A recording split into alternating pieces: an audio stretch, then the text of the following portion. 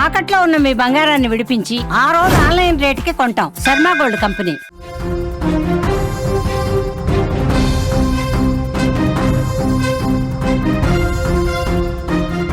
Breaking news చూస్తున్నాం. లోకేష్ ఆధ్వర్యంలో operation Nepal విజయవంతమైంది. ఖాట్మండ్ నుంచి విశాఖకు ప్రత్యేక విమానంలో బయలుదేరారు. విమానంలో 144 మంది తెలుగువారు ఉన్నట్లుగా కూడా తెలుస్తోంది. మొదటగా విశాఖపట్నంలో 104 మంది, అలాగే మరో 40 మంది తిరుపతికి చేరుకోబోతున్నారు. కూటమి ప్రభుత్వం చొరవతో క్షేమంగా రాష్ట్రానికి తిరిగి వస్తున్నారు. ప్రత్యేక శ్రద్ధ చూపెట్టారు మంత్రి లోకేష్. అలాగే నిన్నటి నుంచి కూడా ఆర్టీజీఎస్ నుంచి కూడా లోకేష్ సమీక్ష నిర్వహించారు. బుధవారం అనంతపురం సభకు కూడా హాజరు కాలేదు లోకేష్. అలాగే లోకేష్తో పాటు పలువురు మంత్రులు, అధికారులు కూడా ఇదే సమీక్షలో నిమగ్నమైనట్లుగా కూడా తెలుస్తోంది. లోకేష్ ఆధ్వర్యంలో ఆపరేషన్ నేపాల్ విజయవంతమైందని కూడా మనం చెప్పుకోవచ్చు. నిన్నటి నుంచి విశ్రాంతి లేకుండా చేస్తున్న కృషి ఫలితం కనిపిస్తోంది. నేపాల్ అల్లర్లలో చిక్కుకున్న తెలుగువారు సురక్షితంగా అడుగు పెడుతున్నారు. ఏపీ ప్రభుత్వం ఏర్పాటు చేసిన ప్రత్యేక విమానంలో 144 మంది తెలుగువారు బయలుదేరారు. కాట్మాండ్ నుంచి మొదటగా విశాఖపట్నం విమానాశ్రయానికి చేరుకోనున్నారు. అనంతరం తిరుపతికి రానున్నారు. విశాఖలో 104 మంది ఏపీ వాసులు, అలాగే తిరుపతికి 40 మంది కూడా రానున్నట్లుగా కూడా తెలుస్తోంది.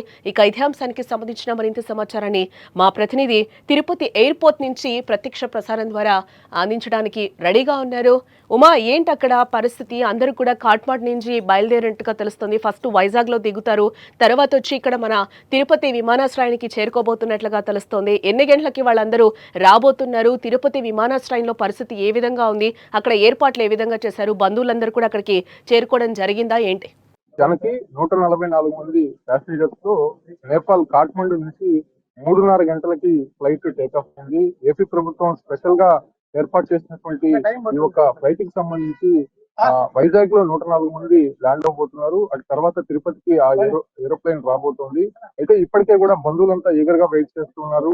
తమ వాళ్ళకి ఏమైంది, అసలు నేపాల్ లో జరుగుతున్నటువంటి అల్లర్ల నేపథ్యంలోనే సురక్షితంగా తీసుకురావాలని చెప్పి అటు ఏపీ ప్రభుత్వాన్ని కోరినటువంటి నేపథ్యంలోనే దాదాపు 2-3 రోజుల నుంచి కూడా మినిస్టర్ నారా లోకేష్ దానిపైన శ్రద్ధ పెట్టారు. ఆయన నేరుగా అక్కడ ఉన్నటువంటి బాధితులతో వీడియో కాన్ఫరెన్స్ నిర్వహించారు. నేరుగా వాళ్ళతో మాట్లాడి వాళ్ళ యోగక్షేమాలు తెలుసుకొని అక్కడ భారత రాయబారి కార్యాలయంలో ప్రత్యేకమైనటువంటి సిబ్బందిని ఏర్పాటు చేసి వాళ్ళంతా కూడా ఇవాళ సురక్షితంగా ఏపీకి తీసుకొస్తున్నారు. ప్రస్తుతం తిరుపతి ఎయిర్పోర్ట్ లో ఉన్నాను. చూడొచ్చు, ఎయిర్పోర్ట్ లో చాలా మంది అటు మీడియా కావచ్చు, లేదంటే వచ్చేటువంటి బంధువులకు సంబంధించి లేకపోతే అధికారులు కూడా వెయిట్ చేస్తూ ఉన్నారు. కంప్లీట్ గా ఎయిర్పోర్ట్ మొత్తం కూడా కొంత కోలాహలంగా మారిందని చెప్పుకోవచ్చు.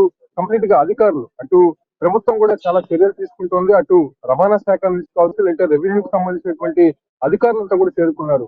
ముఖ్యంగా అటు అనంతపూరు, కడప, తిరుపతి జిల్లాలకు సంబంధించి 40 మంది ప్రయాణికులు ఉన్నట్టయితే తెలుస్తుంది. వీళ్ళంతా కూడా అటు హిమాలయాల యాత్రకు వెళ్ళినటువంటి నేపథ్యంలోనే అక్కడ చిక్కుకున్నారు. చూడొచ్చు, బస్సుకు సంబంధించి అంటే 22 మంది కడప జిల్లా వాసులు ఉన్నటువంటి నేపథ్యంలోనే ఈ బస్సును ఏర్పాటు చేసి ఉన్నారు. కంప్లీట్ గా కడప జిల్లాకు సంబంధించి అటు రోడ్డు ట్రాన్స్పోర్ట్ ఆఫీసర్స్ తో పాటు ఇక్కడ ఉన్నటువంటి రెవెన్యూ అధికారులు కూడా చేరుకున్నటువంటి పరిస్థితి. అంటే వీళ్ళు అర్ధరాత్రి సమయంలో వచ్చేటువంటి అవకాశం కనిపిస్తోంది. ఎందుకంటే 10 గంటల సమయంలో ఇక్కడికి ఫ్లైట్ వస్తుందని చెప్పి కూడా ఇప్పటికే ఇన్ఫర్మేషన్ అందడంతో దానికి అనుగుణంగా కూడా ఇక్కడ ఏర్పాట్లు అయితే జరుగుతున్నాయని చెప్పుకోవచ్చు. ముఖ్యంగా అటు విద్యార్థులు ఉన్నారు, దాంతో పాటు కూడా ఇక్కడ నుంచి వెళ్ళినటువంటి టూరిస్టులు ఉన్నారు. కంప్లీట్ గా వాళ్ళంతా ఏ ఇబ్బంది లేకుండా వాళ్ళ స్వస్థలాలకు పంపించేందుకు ఇక్కడ బస్సులు ఏర్పాటు చేశారు. అక్కడ నుంచి వాళ్ళ కడప జిల్లాకు వెళ్ళిన తర్వాత ఆ ప్రాంతం నుంచి మరేదైనా ప్రాంతాలకు వాళ్ళు వెళ్ళాలంటే అక్కడ కూడా వాహనాలు ఏర్పాటు చేసినటువంటి పరిస్థితి అయితే కనిపిస్తుంది. మనతో పాటు ఆర్టీఓ ఉన్నారు, ఆయనతో కూడా మాట్లాడదాం. కడప జిల్లాకు సంబంధించి సార్ ఏంటి, ఎంతమంది రాబోతున్నారు, ఎప్పుడు ఫ్లైట్ టేక్ ఆఫ్ అయ్యేటువంటి అవకాశం? ఇక్కడ రైట్ టైం 5 o'clock అన్నారండి. కొద్దిగా డిలే అవ్వడం వల్ల 9 o'clock అంటారు.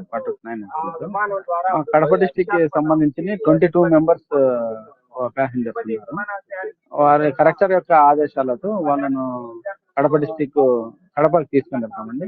దానికోసమే కలెక్టర్ గారు ఆదేశించినట్టుగా ఆర్ఎం గారు ఒక బస్సును అరేంజ్ చేశారు. రెవెన్యూ డిపార్ట్మెంట్ వాళ్ళు కూడా వచ్చారు, ట్రాన్స్పోర్ట్ డిపార్ట్మెంట్ నేను వచ్చాను. అక్కడ నుంచి వాళ్ళ గమ్యస్థానాలకు కడప నుంచి పోవడానికి అక్కడ కూడా కార్లు అరేంజ్ చేసుకున్నాం. వాళ్ళు ఇక్కడ వచ్చేంత వరకు వాళ్ళు ఎక్కడ ప్రాపర్ ఏదనేది ఇంకా తెలియదు. వాళ్ళు వచ్చిన తర్వాత వాళ్ళ గమ్యస్థానానికి కరెక్ట్ చేర్పించేస్తాం. సో కడప జిల్లాకు సంబంధించి 22 మంది ఉన్నారు, రెవెన్యూ అధికారులు ఉన్నారు, వాళ్ళతో కూడా మాట్లాడదాం. సార్, మీకు వచ్చినటువంటి లిస్ట్ ఏంటి? ఓవరాల్ గా ఇక్కడ ఎంత మందికి రాబోతున్నారు? సార్ ఓవరాల్ గా మాకు ఇప్పుడు మా కడప డిస్ట్రిక్ట్ నుంచి లిస్ట్ వచ్చారు సార్, 22 మంది ఉన్నారు.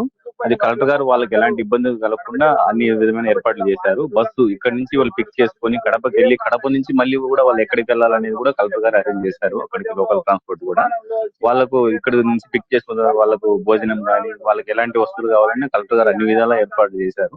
కాబట్టి వాళ్ళు గమ్యస్థానం చేరుకునే వరకు కలెక్టర్ దగ్గరుండి పర్యవేక్షించి వాళ్ళను గమ్యస్థానాలు చేరుస్తారు. లేట్ నైట్ వస్తారు, ఎటువంటి ఇబ్బంది కలగకుండా కూడా ఇక్కడ ఏర్పాట్లు అయితే జరిగి ఉన్నాయని చెప్పుకోవచ్చు. అయితే ఇప్పటికే సోషల్ మీడియా ప్లాట్ఫామ్స్ విషయంలో చెలరేగినటువంటి ఈ యొక్క అలర్ల నేపథ్యంలోనే నేపాల్ మొత్తం కూడా అట్టుడికిపోతుందని చెప్పుకోవచ్చు. ఈ క్రమంలోనే భారత రాయబారి కార్యాలయానికి ఇక్కడ ఉన్నటువంటి వారందరూ కూడా ఎప్పటికప్పుడు సంప్రదింపులు జరుపుతూనే ఉన్నారు. తెలుగు వారు కావచ్చు, అంటే భారతీయులు ఎవరు కూడా అక్కడ ఇబ్బంది పడే అవసరం లేదని చెప్పి అటు ఏపీ ప్రభుత్వం ఎప్పటికప్పుడు వాళ్ళకి భరోసా ఇస్తూనే ఉంది. ఈ క్రమంలోనే నిన్న మనం చూడొచ్చు, అనంతపూర్ సభ కూడా ఎగ్జాక్ట్ టైం 6 o'clock ఇక్కడికి ఫ్లైట్ ల్యాండ్ అవుతుందని చెప్పి ఫస్ట్ ఇన్ఫర్మేషన్ వచ్చింది. కాకపోతే అక్కడ కొంత ఫ్లైట్ టేక్ ఆఫ్ అవడానికి, లేకపోతే వైజాగ్ వెళ్లి మళ్ళీ అక్కడ ఇమిగ్రేషన్ పూర్తి చేసుకుని మళ్ళీ ఇక్కడికి రావాలి కాబట్టి ఆ సమయం అనేది ఇంకా కొద్దిగా ఎక్కువ అయ్యేటువంటి అవకాశం ఉండడంతో సరిగ్గా 9:30 లేకపోతే 10 గంటల లోపల వచ్చేటువంటి అవకాశం అయితే కనిపిస్తుంది. ఏడుగుంట ఎయిర్పోర్ట్ వద్ద మనం చూడొచ్చు, భారీ ఎత్తున వాహనాలు వచ్చి ఉన్నాయి వాళ్ళు తీసుకెళ్లడానికి. అదే రకంగానే వాళ్ళని సురక్షితంగా ఇక్కడి నుంచి తరలించడానికి అటు ప్రభుత్వ అధికారులతో పాటు మరికొంతమంది కూడా ఇక్కడికి చేరుకున్నటువంటి పరిస్థితి కనిపిస్తుంది. సో ఈ క్రమంలోనే అటు ఎయిర్పోర్ట్ అథారిటీ కూడా ప్రత్యేకమైనటువంటి చర్యలు చేపట్టింది. వాళ్ళు ఫ్లైట్ ల్యాండ్ అయిన తర్వాతనే వాడిని వెనువెంటనే బయటికి తీసుకొచ్చే విధంగా ఇక్కడ నుంచి వాళ్ళ స్వస్థలాలకి తరలించే విధంగా కూడా తిరుపతి ఎయిర్పోర్ట్ లో పనులు అయితే జరుగుతున్నాయని చెప్పుకోవచ్చు. అయితే ఎగ్జాక్ట్ టైం అయితే తెలియదు, కానీ 9 పైనే తిరుపతి ఎయిర్పోర్ట్ కి ఫ్లైట్ వచ్చేటువంటి అవకాశం కనిపిస్తుంది. రైట్ మా, థ్యాంక్స్ ఫర్ ద అప్డేట్.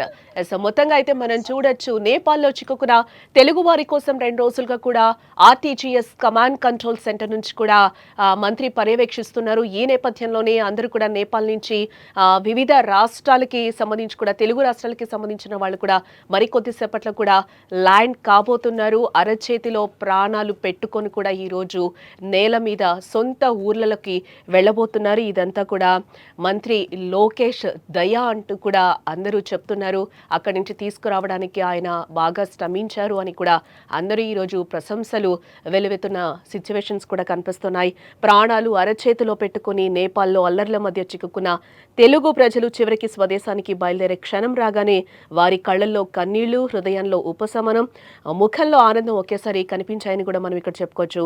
మన ఊరి నేల మీద మళ్ళీ అడుగు పెడతామా అన్న ఆలోచనతో ఉన్నవారి గుండెల్లో మళ్ళీ ఆశల దీపం లోకేష్ వెలిగించారనే చెప్పుకోవచ్చు. వైజాగ్ నుంచి వచ్చిన 10 మంది పొఖారా నుంచి ఇక్కడికి కాఠ్మండు వచ్చాము. కాఠ్మండు ఫ్లైట్ ఎక్కేసాము, వైజాగ్ వస్తున్నాము. ఇదంతా మన గౌరవనీయులైన ముఖ్యమంత్రి శ్రీ నారా చంద్రబాబు నాయుడు గారు, లోకేష్ గారు, హోమ్ మినిస్టర్ అనిత గారు, అలాగే మన కేబినెట్ మినిస్టర్ రామ్మోహన్ నాయుడు గారు, వీరందరికీ ప్రత్యేక ధన్యవాదాలు. ఏపీ భవన్ విశాఖ ఎంపీ శ్రీ భరత్ గారికి కూడా ధన్యవాదాలు. అలాగే మన అఫీషియల్స్ అందరూ, RTGS officials, NRT officials, everybody constant గా unstinting support and moral support ఇచ్చి మమ్మల్ని ఇంత జాగ్రత్తగా తీసుకొచ్చి విశాఖపట్నం తీసుకొస్తున్నందుకు మనం మా ధన్యవాదాలు తెలియజేసుకుంటూ A very warm welcome on board this special charter flight. We're really happy to have you with us today. I'd like to take a moment to thank the government of Andhra Pradesh, Shri Nara Chandrababu Naidu and Shri Nara Lokesh for arranging this aircraft and making it possible for us all to travel together with utmost safety and comfort. Thank you. Questioning, please use the light in the panel above. Our Hello 6E magazine.